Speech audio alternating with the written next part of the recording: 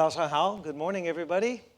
Wow, the first session of the 2026 annual meeting of New Champions. It's great, and it's a great honor as well to be the moderator of this panel.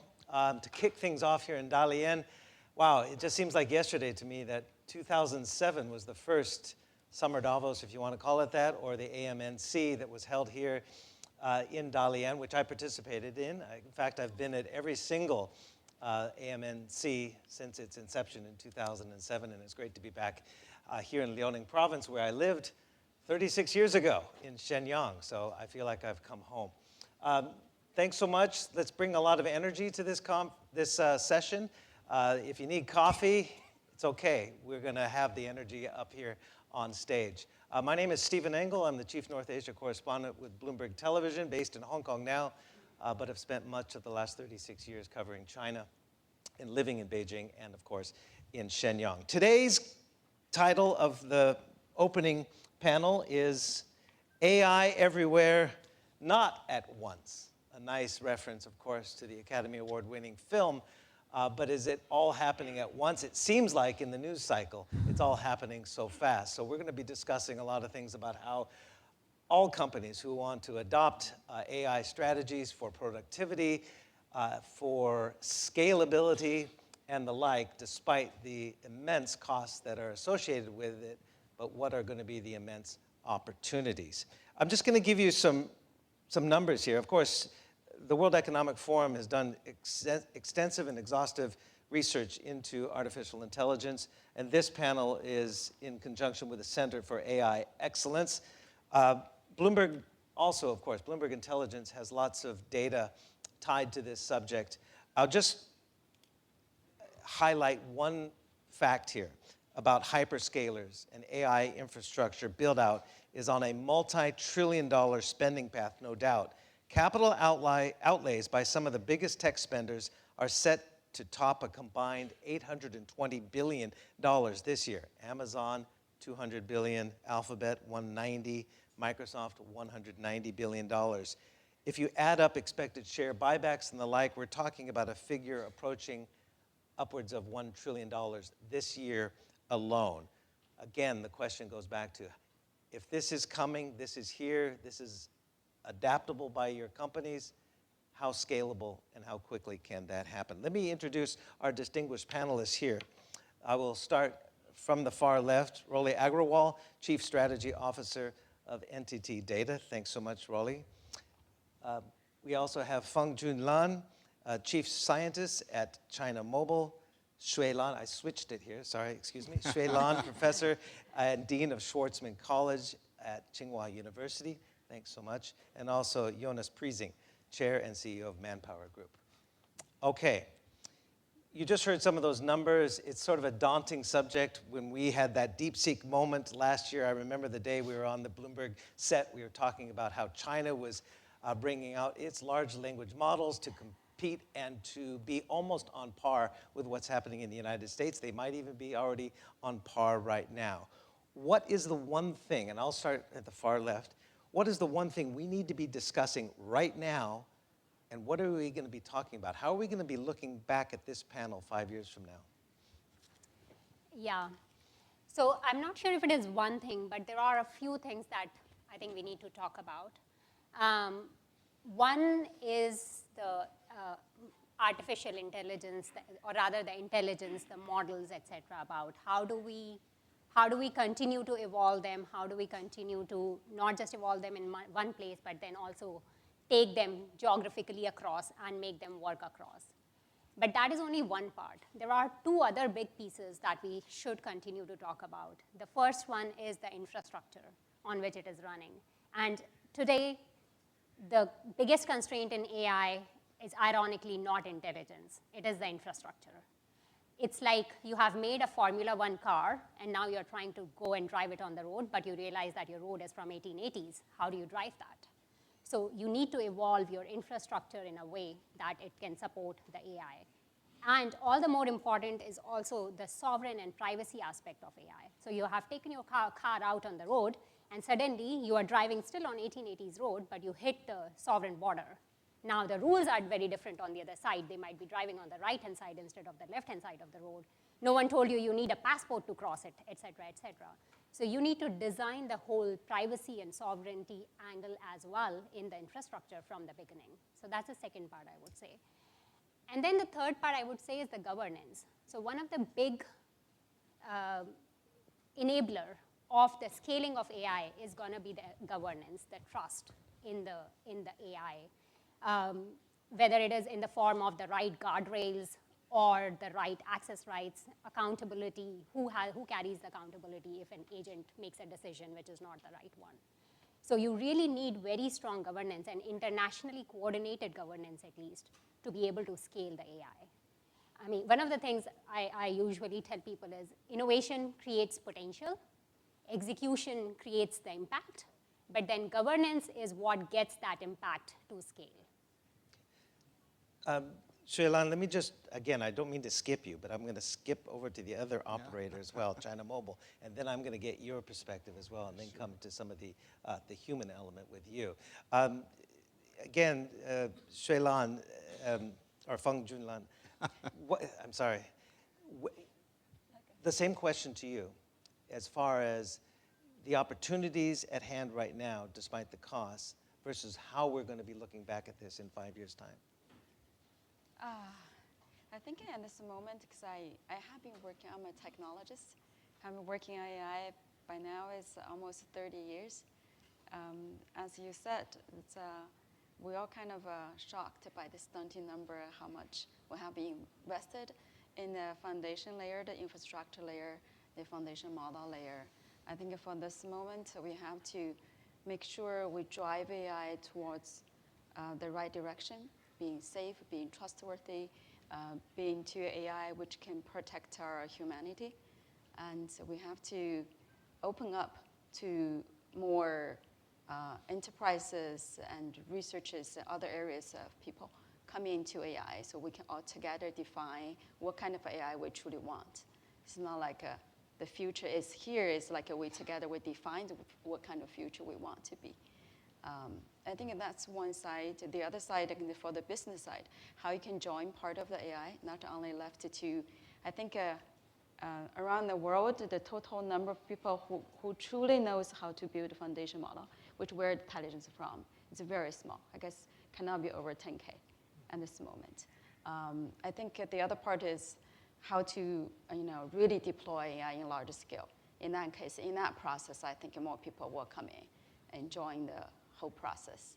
And compared to a couple of years back, and now we're coming in truly new era. Everything move at a speed we never can imagine.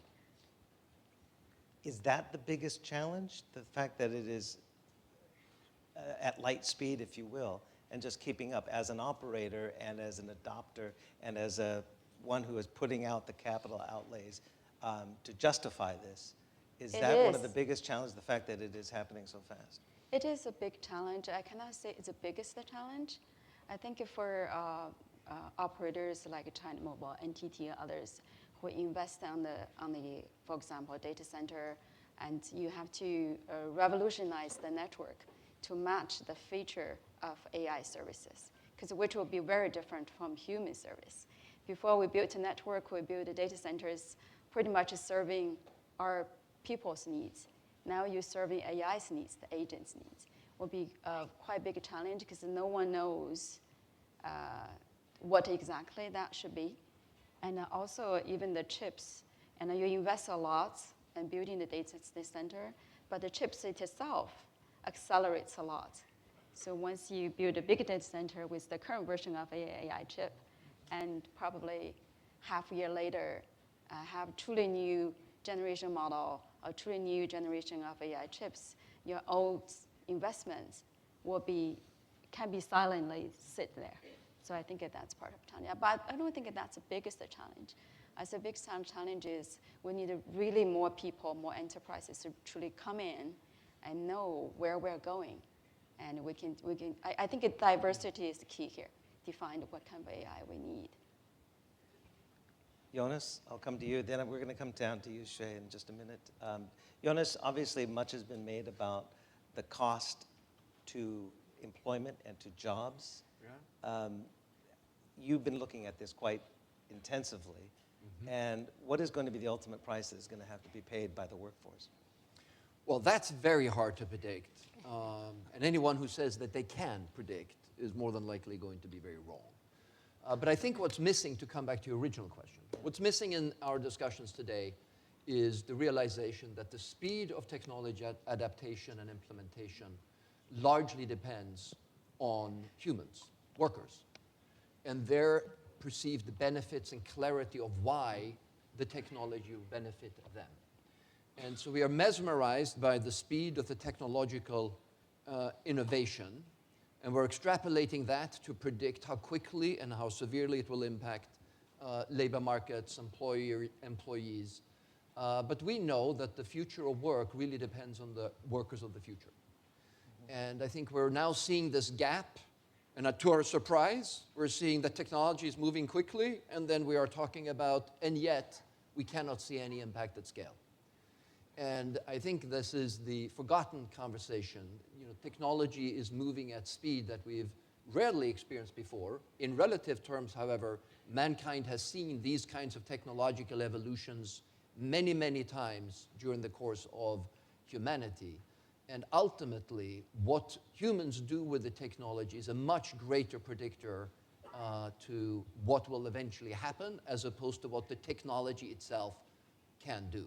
And that is sort of the gap that we need to talk a lot more about, because right now the debate and the discussion centers so much on compute, on talent, on token capital, and is not sufficiently focused on what is it that we need to do to get employees, workers, organizations adopting this at scale in a way that benefits certainly organizations and society, but also the people that are using the technology. So from your perspective, though, and maybe I'm going on a tangent here, obviously to scale and to make it work for a company, you're ultimately looking for productivity gains, right? You need better, higher productivity. Yeah. And if AI is a replacement for certain, I guess, strata of employee, right, how does the C-suite, like you're in the C-suite, chair and CEO of Manpower, how do you balance that versus the productivity gains that come with maybe laying off people? Well, you think our view from what we can see today, and our belief, is that AI will largely augment human capability and not replace human capability. And if we're talking about today, there are no discernible effects of AI into the broader labor markets at all. There are a number of occupations and jobs, content creation, coding, degrees of call centers, customer service, structured, known, predictive, start point, end point, where you can see a significant impact and promise, frankly, in the use of AI as a tool to augment productivity and benefit the workers, because they can get more done, do less of the tasks they don't want to do, focus on the value-added task. And we really think that that's what's going to be, how it's going to be playing out. It is very difficult to predict where the impact is going to be. As humans, we're very good at understanding existing jobs and how those could be impacted, forgetting about the human preference that is really the determinant of what is actually going to happen, and very poor at predicting the new jobs. I think about today, some of the fastest growing jobs we didn't know about 2 years ago, data analysts, clearly data infrastructure, and understanding how we deploy it, prompt writing, 3 years ago emerged as a new job. So there's many, many examples of jobs that we cannot predict what they're going to be. But if history is a guide, there will always be more jobs created, because humans are really creative in understanding what it is that they can do to make their lives better. And that's our belief. We think more jobs are going to be, we think this is a net jobs growth opportunity of significant scale. But the forgotten component of this is the human in the middle that is actually going to make it work. And I think that's where the friction is right now. Right. We're in the tools phase of AI. It's specific use cases.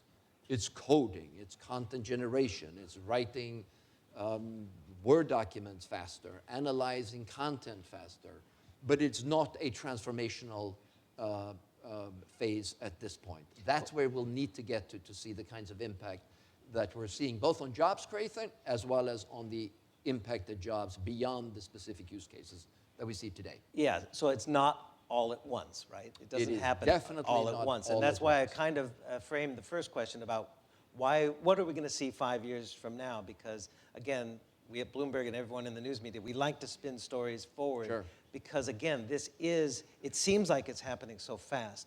But, again, it's a transition with pain and bumps along the road.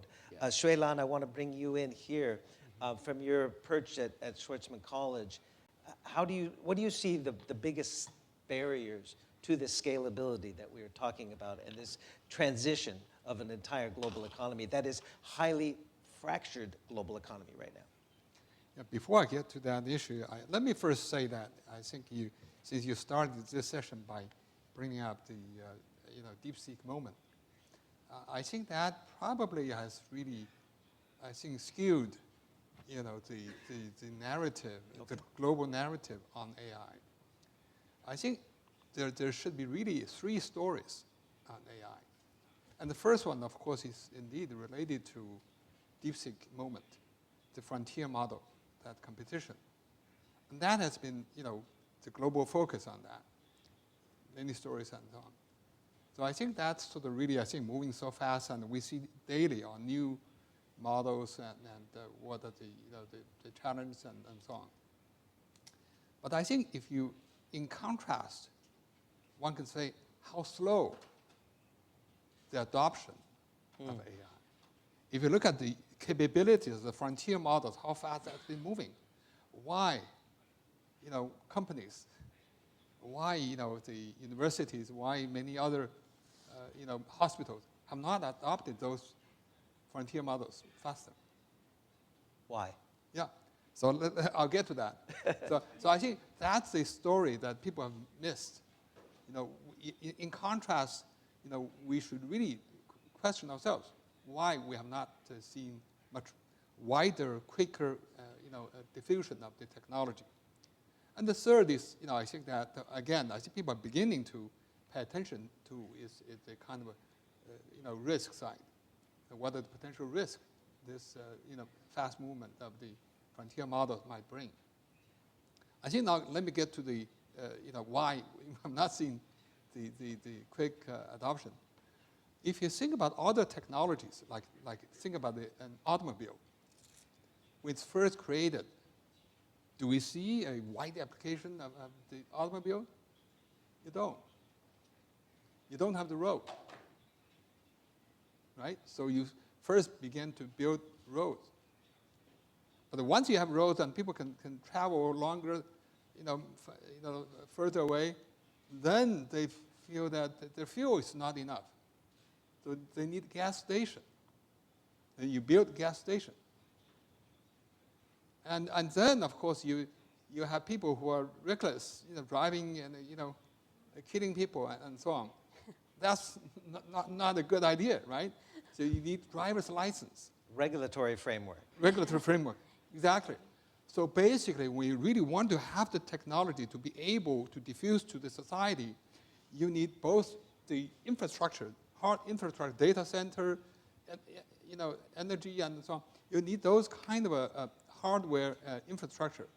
At the same time, you also need software infrastructure, regulations, and so on. So I think that's really catching up much slower compared to the frontier model development. So that's where I think what we need to, I think at least from my policy angle, we need to do much faster in catching up with the technology so that actually the diffusion can happen much faster. The impact can happen much faster.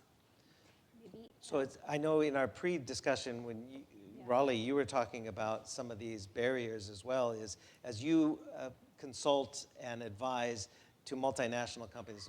NTT Data is not just a Japanese company, it's all across many different markets, and these markets are developing their AI strategies, and companies in those markets are developing under very different regulatory environments, and also with very different competitive aims and goals. So what is needed, and are we still at the early stage to talk about the need for more of a unified, cohesive governance, given all those challenges, Sui-Lan, you talked about? Yes, and let me talk about that in a bit, but just to add to what you were saying, what we are seeing in terms of when it comes to scaling AI in our clients or when we advise clients, there are a few things that we want our clients to think about. The first thing is what we call 1, 2, 3, 4 rule, which means that if you are investing $1 in building agents, for example, or any AI technology that you're putting, you have to spend $2 in change management, to your point, bring people along, right? Retrain those people, because now you have completely reimagined the process. You need to retrain the people in that new area. You need to bring them along, et cetera. You spend then $3 in the whole architecture, the governance, the guardrails, some of the token optimization, et cetera. So this whole architecture thing, including governance, you have to spend $3 in that. And then the $4, which is the biggest one, is the data readiness. A lot of times, the data that we see in our clients is super fragmented, in full chaos. And if you build AI on top of chaos, it will still be a chaos, just super fast on GPUs. So you need to fix your data first. And only after that unified data fabric, if you will, then you can actually build AI relatively faster on top and scale the impact. So we advise our clients on this 1, 2, 3, 4 rule as they think about their AI investment, because it's not just, for scaling, it's not just an investment in AI. And similar to that, the other thing that we talk to clients about is AI in itself is like a brain in a jar. Very smart, but there is only so much you can do with it, right? So take an example, which means that you need a lot of other innovations around to make an enterprise truly intelligent. So take the example of manufacturing on a shop floor, right? What you need the sensors who are continuously sensing what is happening on your line, on your manufacturing line.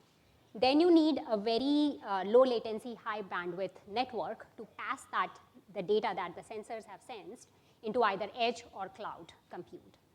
In those edge or cloud compute, you then have your AI setting, which is actually using that data to calculate the next, simulate scenarios and calculate the next best step, next best action. And that action is then passed back to the factory, which is then executing on that action in an automated way. So this whole cycle is what is making that factory intelligent. And as you can see, AI is just one part of it. You need the combination of innovations around to make it truly, fully end-to-end intelligent, and that's how you will scale the impact. Otherwise, AI is is one thing that is sitting in the corner. It may not have that bigger an impact at scale. Mm-hmm. And the third thing is absolutely governance. I think one of the biggest the leaders are scared about is if there is no governance, the cost of putting the AI without governance would scale much faster than the benefit. So you need to have the right guardrails, what is allowed, what is not allowed by an agent. In a lot of places, because from a regulation perspective, the organizations are still responsible for the action that is taken, whether that is taken by an agent or a human. As an organization, I'm responsible for that action. So we need to be very clear who has the accountability and ownership in the end. Mm. You need the right access. We have all heard stories that different employees got access to the data that they were not supposed to get access to because it was not in there. So again, as you can see, to scale these things, you have to have the right guardrails, the right governance, accessibility, accountability, all those things in place. Otherwise, it's not going to scale. The only thing that will scale without that is the cost of getting things wrong. Sui-Lan, did you want to pick up on that as far as the enterprises maybe are not asking all the right questions about the regulatory framework because regulatory framework hinders them at a time of a great land grab? Well, actually, I'm glad to hear this because I think that in regulations in AI-related business, I think of course, you can rely on several, ways of doing regulation. Of course, one is external government, regulation, policies, and so on, and the other is internal. I think from the, self compliance with the government regulations, and also industry, associations. I think in AI-related business, I think probably internal and the industry-wide compliance actually is probably a more effective way than just from external imposing, because I think there's always that information asymmetry, and you have the cat and mouse game that the cat is always harder to catch the mouse trying to find the loopholes. And of course, given the technology moves so fast, in many ways, the government just is so far behind. And in many cases, actually, even the companies themselves, I mean, when we interview many of the companies, they say, we don't even know what's the risks, what's potential problems that lie ahead. So it's sort of like a joint ignorance of the situation. So there, I think, indeed, the companies themselves being aware of the potential problems and having an internal regulatory structure and system so that actually can avoid, making big blunder. I think that's the kind of thing we like to see. I think that's the right approach. Feng, do you want to pick up on this as far as what you're seeing across the vast infrastructure of China Mobile? Where are you seeing these potential bottlenecks, whether it's regulatory or technological bottlenecks? Against that, how do you see and where do you see right now the benefits of AI? Okay, I really love what Professor Xu and Jolie talk about, but I wanted to be more optimistic. Okay. Because I've been working on for China Mobile for over 10 years now. We, look back the past 10 years experience. Even 5 years back, AI was not as strong as today. We were able to transform our customer care. Our customer care means we serve over almost 1 billion customers. It's just really large scale. With 3 years' work, we were able to cut the number of customer representatives by 50%. So that's a couple years back. So I'm thinking being optimistic is the current AI is not fully ready for transforming the core of the business, probably. But I'm thinking at least you have many opportunities. You have the way on your service layer, on your operation layer, you have many other layers, and all the management layer, your law department, your finance, and other departments. I think AI has a lot of opportunity there. And we just need to be, I'm thinking AI is not fully ready, but on the other side is the enterprise need to get more ready for accepting and welcoming AI. And for now, I think for big enterprises like us, you have managers, layers of managers. But I think here is the way managers to make sure you get things done right. But at this moment, facing AI, we need more entrepreneurship. You need that spirit, even inside the company. Try something new. As I said, there are risks. I think the biggest risk, you miss it. You don't want to try. If AI is the ocean, I think we are now on the surface. If you want to swim in the ocean, you have to jump into it. And the AI will get in deeper and deeper. That's what I see. But I think you need more people come in and try. So I'm thinking there's two ways. The current AI focuses on modalities like speech, like our speech signal, and video, image, and those modality data. For enterprises, you have way more data in your data house, tables, in your databases. And we need more data. We need more intelligence to really deep down know the enterprise, what they work on. But I'm thinking that's a two-way meetup. And we need to really work hard. But I'm thinking we'll get there. For us, we're helping China Mobile. We also help another dozens of big enterprises to transform. There are lots of difficulties, but lots of opportunities. And you just need to first believe it, and then when you face problems, try to solve them. And I want to remind one thing is when we work with many big enterprises, their problem is, as you both mentioned, the enterprise is not ready in terms of data, in terms of their system, their sensoring technology, and there are tons of them. But I'm thinking you shouldn't try to solve all those basics, and then the next step go into AI, because it will take you probably a couple years to solve them. I think it's jump into AI, let AI help you solve part of that. You don't have to have so big dream. I think it's once you get in, and once you're doing it, on the same time you solve the problem. Don't wait until all your data is ready, all your infrastructure is ready. That way the world already gone. Absolutely. This is learning by doing. I think this is, I think in regulation is the same way. I think basically you learn your way, taking an adaptive approach. That's Yeah, maybe, I'm thinking AI is very different from other technologies. It's like a human being. It's a living thing. You have to let it grow. You cannot say, I have everything ready, then come to regulate.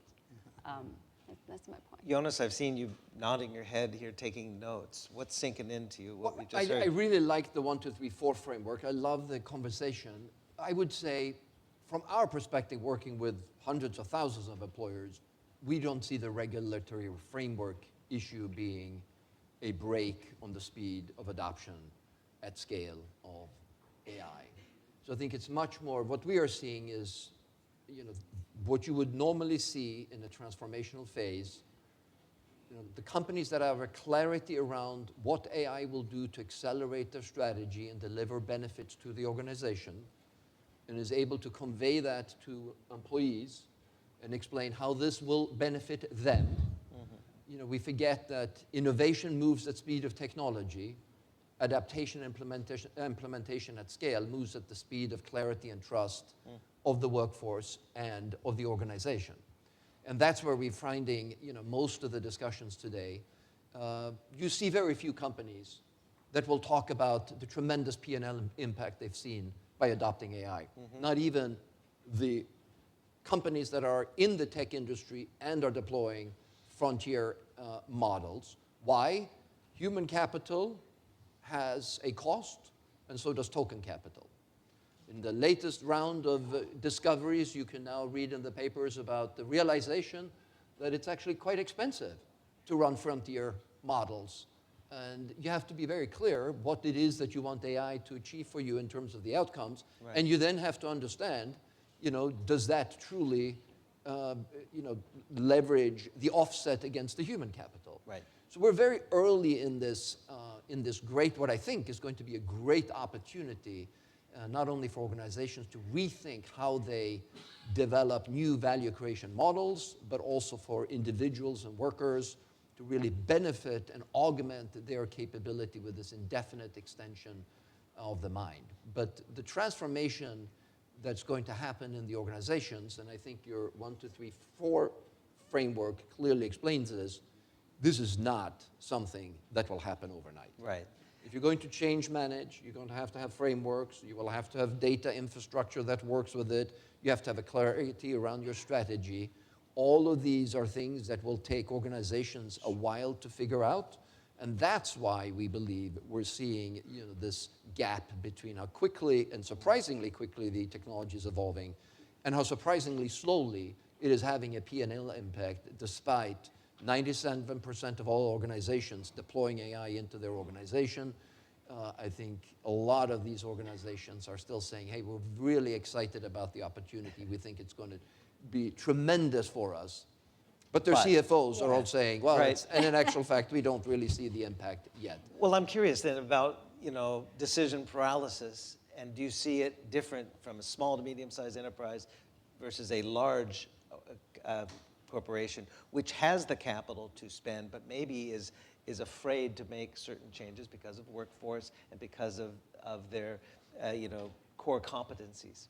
No, I love the notion about trying, and smaller organizations clearly have the ability to move faster and see benefits faster than larger organizations that have to upend a value creation model that's been developed over decades. And that, of course, is going to take a much longer time. So I think we can see benefits more uniformly distributed between smaller, medium-sized, and larger organizations, because smaller organizations are clearly having an advantage in being able to deploy it much, much quicker without the large-scale enterprise end-to-end processes that are going to take time for big organizations to change. Shailan, oh, you want to pick up? No, that's fine. You. No, that's okay. I saw this study from NTT Data, and I'm going to come back to you, Shailan, in just a minute. Rolly, NTT survey found that 68% of global CEOs, this was in January of this year, plan to increase AI investment over the next 2 years, even though only 18%, so 68 say they're going to spend more on AI, but only 18% believe that their tech infrastructure is highly optimized enough. But again, that goes back to the argument, to get to where they want to be, you can't just throw money at data centers and, as you use the analogy, you can have a Ferrari, but again, if the surrounding infrastructure does not support that. So how do they get from there to there? Absolutely. So I think infrastructure is a much bigger problem as well, right? And it's not just the data centers. I think the biggest constraint is energy. So the other constraint in AI scale is energy, and how do you,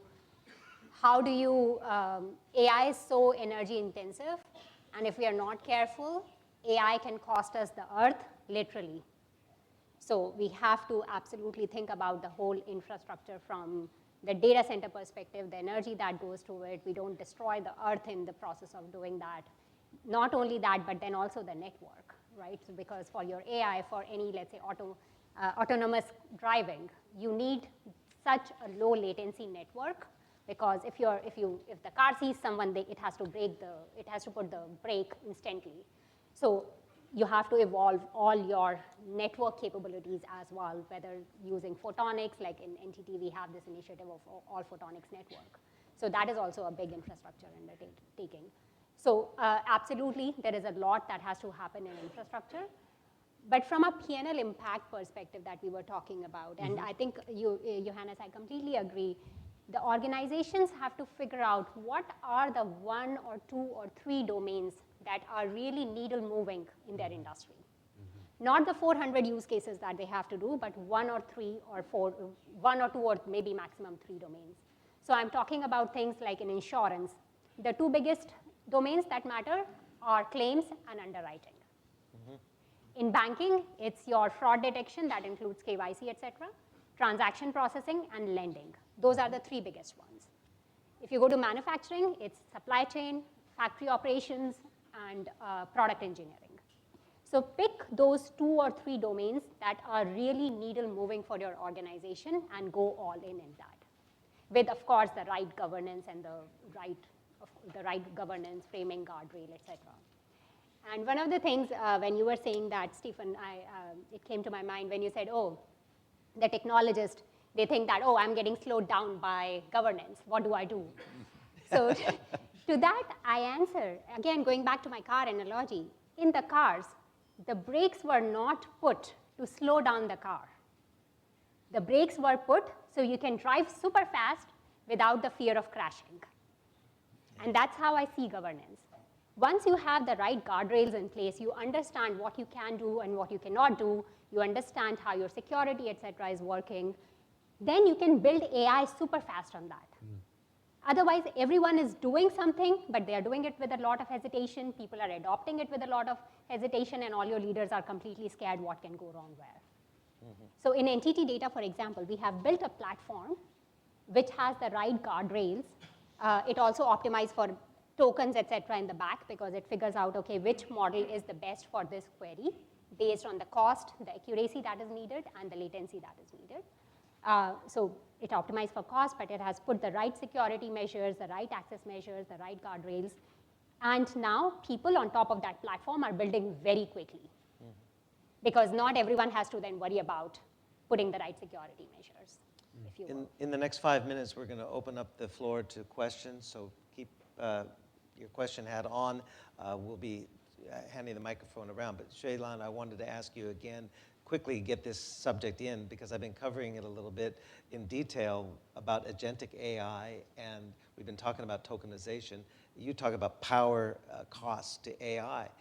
The phenomena we're seeing in China on a larger scale is the rise of one-person companies and the use of tokenization as far as building out at a much lower power consumption and power requirements, these one-person companies. How do you see agentic AI in China different and opportunities for smaller companies? I think, first of all, I think agentic AI is developing quite fast in China. I think as we've already seen, I think particularly this year, I think many industry are beginning to try to, to shift it in that direction. I think that indeed, I see that, of course, agentic AI gives many smaller companies indeed more chance of really, to find new niches for what, when actually they can, develop them faster and moving in the direction that there's a need for, for those applications. But I think, of course, the agentic AI is also, I think, creating a new demand for regulations, for new way of how actually you can, the regulatory system has to adapt to the agentic AI. And there, I think that, as you've seen that most recently, I think the Chinese, I think the NDRC came out with some policy related to agentic AI. So I think that it's always like the company, the industry is moving faster, and then the regulations, catches up. But I think the real challenge is still on how actually the technology development can really meet the real social demand.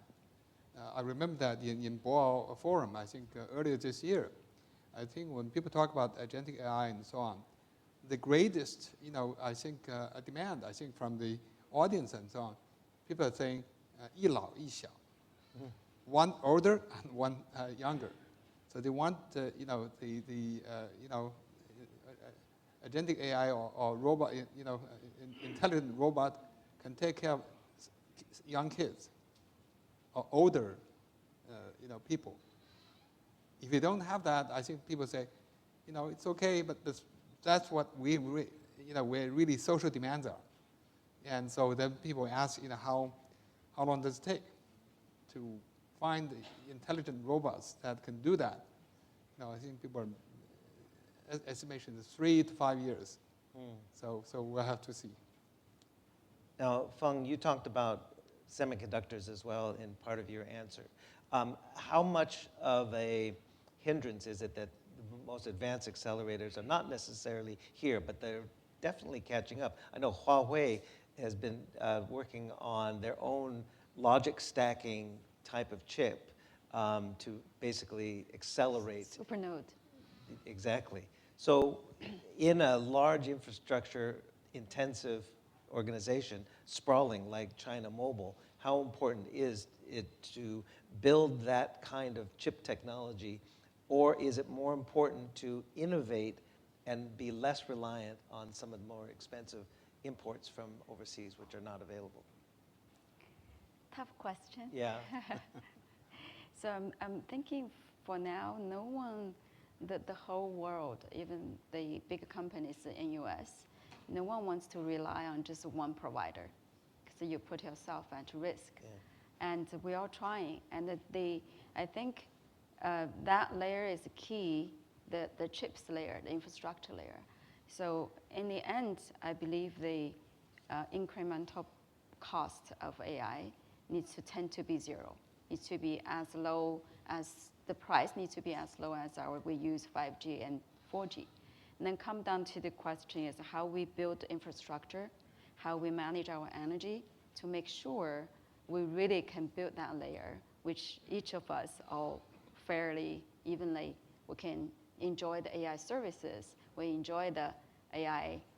And I recently read a book saying, now we come to an era, if you think AI is a god, you have to learn how to work with gods, and how to make because it's really intelligent. The agentic is one of the key directions where the foundation model is heading up. So with that layer, I'm thinking we are working on, and I can see the progress. I think the key is whatever we do, we want that layer to be as cheap as possible, as energy efficient as possible. As I remember, but I'm probably a technologist, I'm quite optimistic. And I remember when 5G came up, and people complain a lot about how the 5G base station consumes the energy, the power a lot. And a couple of years from, down the world, and we can see now it's not a big problem anymore. We have, for the 5G stations, they all have a AI chip kind of inside there and do the calculation instead of just sending the signals kind of as the sun sending the height to us. Now they can really manage the 5G base station power consumption quite well. So I'm thinking even that layer, they need, for example, for the chip development, they use lots of AI to write the basic code and to make it faster. And for the inference, for now, lots of chips are doing inference way more than training. And that speed, I think pretty much the cost come down, cut half, and within a couple months. That's the speed we are heading up. Yeah. We're going to turn it off to the audience if somebody has questions. We probably have one right here in the front, then we'll go to the back. Is there a microphone? Hello, good morning. I'm Luana Moreno. I'm part of the Global Shapers community. So Global Shapers is the youth initiative of the World Economic Forum. So representing the youth, I feel the need to ask Mr. Pricing, you said that the future of workforce depends on the workforce of the future. So how do young people become workers of the future? And every time we ask this, we don't get really clear answers. So I would like to get your perspectives, all of your perspectives on what are the skills, either hard or soft, that we should be developing. Thank you. Well, there we go. That's a challenge. So you've asked this question a lot and you never got a clear answer. Well, I'll try my very best. Yes, so we believe that the workers of the future truly are the ones that will govern the speed of implementation. I remember a meeting like this in 2015 at the World Economic Forum in Davos. We discussed driverless cars, the tremendous impact that we're going to be impacting both drivers of taxis and others, and as well as truck drivers. And we are here 10 years later and debating and probably seeing the year of driverless mobility coming through and flipping over to becoming more common. Part of the reason is human preference for absolute certainty that stepping into a driverless vehicle is not going to cause a problem. The data that says it's already better than normal cars and people driving is not a convincing argument for the consumer. May not be rational, may not be logical, but emotionally, that's what we say. So workers of the future, the younger generation, of course, is a native user already, both as consumers and as practitioners in the workplace. So when we look at our own organization, the younger workers that we have are very fluent in the use of AI in their personal lives as well as in their professional lives as they're using the tools. On the other hand, when we survey our team members, they will be very pleased with AI for their personal use in terms of the benefits, and very worried / pessimistic about the outlook of how this is going to be impacting their jobs. So this brings us back to the need for organizations to really clarify the benefit for the organization of adopting AI at scale, redesigning end-to-end processes in a way that really is going to reshape the way work gets done, how roles are going to be evolving. Paradoxically, what we're seeing even today, for the most part, unless you can really tackle 80 or 90% of the tasks within a job, you're going to see an evolution of augmenting human capability and, frankly, emphasizing the human capabilities as opposed to replacing them. Creativity, judgment, communication, collaboration, all those things become much more important and actually are innately leveraging the benefits of human capability as opposed to competing with technology. And I think your examples of the various areas by industry clearly shows those are highly transactional, repetitive, and predictive tasks, which frankly, a lot of people may be working in, but they may not be the most exciting parts of their day when they do that. So I feel really good about the ability to enter. I read a lot around the papers around the difficulty that young people have in getting into the jobs today. And you read this in the papers, and of course, as a younger generation, you're worried about entering into the workforce.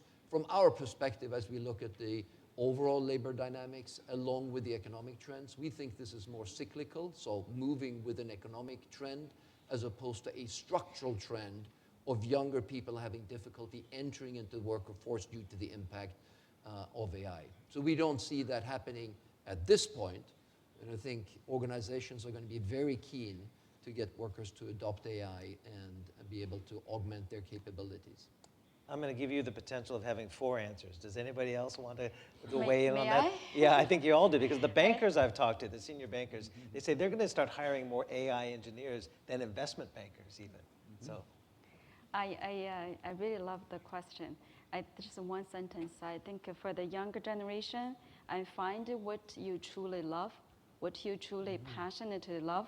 Only do what you love. That spirit of loving will bring you the power of laser focus. That will take out what truly your uniqueness is. Otherwise, you cannot compete with the machine intelligence unless you really love it and then do it. Anyone else? That's all I have. no? No, Okay. I Yeah. actually have Because you deal at Schwarzman College at Tsinghua. You deal with people who are in this situation, don't you? Yeah, well, at Schwarzman College, I think they love AI and they're all quite interested in working with AI. But I actually wanted to add a question to Jonas. I think this is what we saw from a research done at Stanford, saying that the AI's impact, the negative impact, mostly at the early young age, freshly out of college, they were impacted negatively, most severely. So will there be a kind of a gap? There's no kind of initial stage of learning and so on in many jobs. That stage was eliminated. So you have to either jump into the sort of more senior stage, or you get nothing. So how our companies are preparing to narrow the gap? I mean, just Yeah. I mean, you guys. And I'm familiar with the study, Yeah. and I think it was a study that left a lot of opportunities for interpretation. In times that are of economic difficulty, companies always prioritize hiring specialized skill sets that can be immediately productive. Yeah. So the general hiring of young people that are going to be trained by the organization over a period of time takes a backseat during economic tougher times. So from the data that we're seeing in our own business and from employers that we talk to, we think this is much more to do with the economic cycle, at this point at least, than we see it from an impact on AI. If you look at youth unemployment for college graduates, it's higher. Yep. If you look at youth unemployment for high school graduates, it's equally higher. So that indicates to us that we're looking at a small data set, extrapolating this into something that really, if you step back and you look at labor market trends, this is much more a reflection of an uncertain economic environment, strong geopolitical tensions, weaker economic growth for various reasons in lots of parts of the world. That being said, I think your question overall is still very relevant, because we will have to provide the workers of the future with the skill sets and the training so that they can be competitive and come into the organization. But I think the current data would not really indicate that the AI is the cause for this impact. I want to get one more question in before the end of the session. And it's good to think about as my daughter goes off to college in August for the first year. Yes. Hi, I'm Carlos Gonzalez from Macaya, a civil society organization working in Latin America and the Caribbean. I know that the title of this panel is Everywhere and Not at Once. And what happened is that the majority of the times, not at once means those people who are already behind in other terms of development. So in order to reach a scale, what to do to bring these benefits and also to make everybody around the globe use artificial intelligence and can take advantage of the benefits, but also can be productive. And I'm talking about those workers who are operators, but also talking about those communities that are traditionally excluded, such as, people with vulnerabilities and stuff like that. Yeah. There are going to be winners and losers. There's going to be people in different countries that have different strategies going forward and different opportunities. Anybody want to tackle this? Is how do you make this a great equalizer rather than winners and losers? You're totally right. AI has to be inclusive.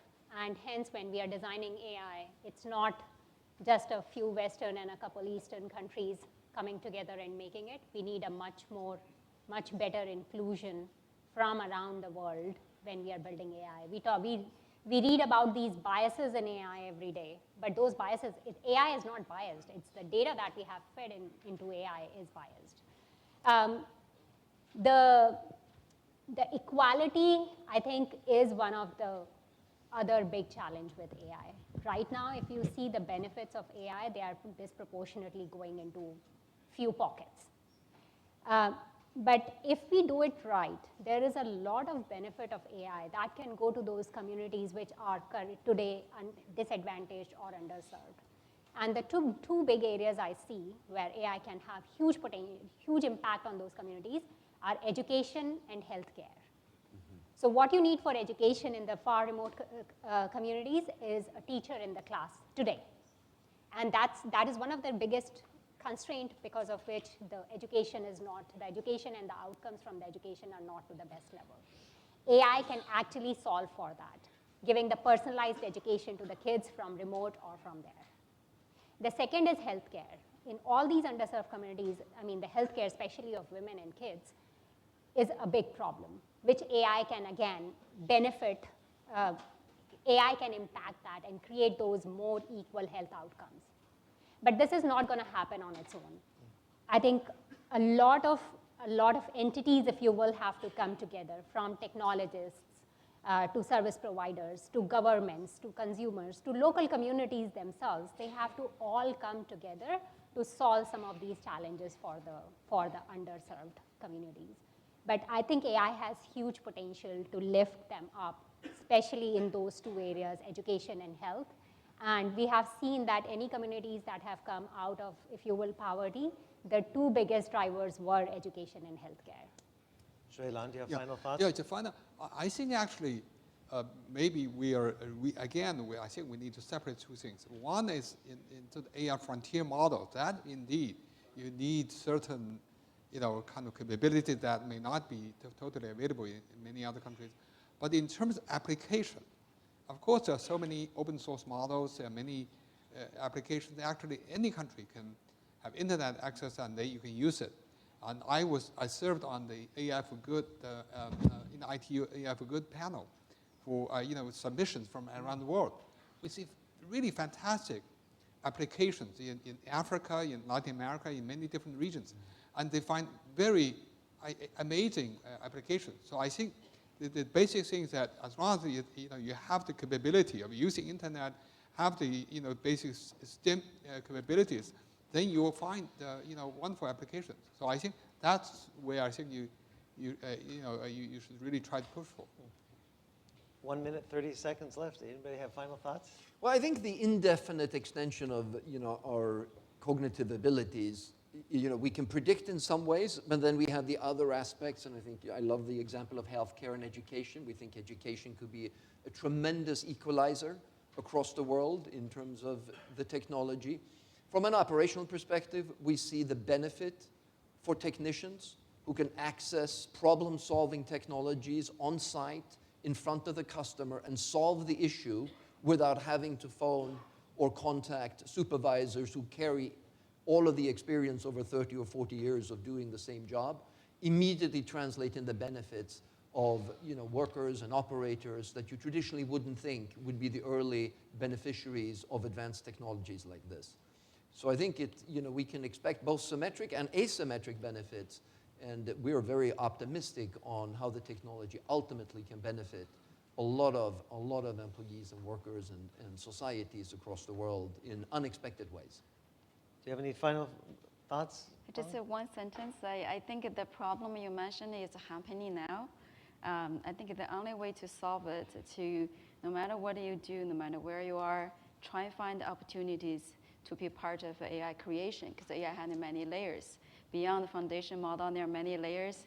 So whoever working on AI, you're not only application, you're also creating AI. Once we have enough diversity, I think it will partially solve the problem you worry about.